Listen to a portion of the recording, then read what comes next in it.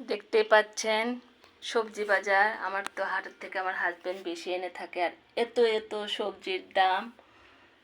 তারপরেও আমি অল্প অল্প করে সব কিছু নিছি, কারণ যেহেতু সবজির অনেক দাম, যেহেতু বৃষ্টি হলো ওই জন্য কিন্তু অনেক দাম। আর দেখেন, বলেন তো আমার বাগানের কোনটা? দেখেন আমার বাগানের বেগুনটা আপনাদের দেখায়, একই সাইজ, দেখেন সামান্য একটু ছোট বড়। এই বেগুনটা কিন্তু আমার থেকে 20 টাকা নিছে, তারপরেও কিন্তু ফ্রেশ না, দেখেন। আর আজকে সকালে আমি পারছি, দেখেন কত ফ্রেশ, কত ভালো সুন্দর। টমেটোর তো অনেক দাম, গাজরের অনেক দাম, যত বর্ষাকাল অনেক অনেক দাম। আর আমি তো কাঁচামরিচের অনেক দাম, আমার বাগানে তো অনেক অনেক কাঁচামরিচ ছিল। বর্ষার জন্য কিন্তু আমার বাগানের কাঁচামরিচ মারা, আর কি গাছ বেশ কয়েকটা মারা গেছে।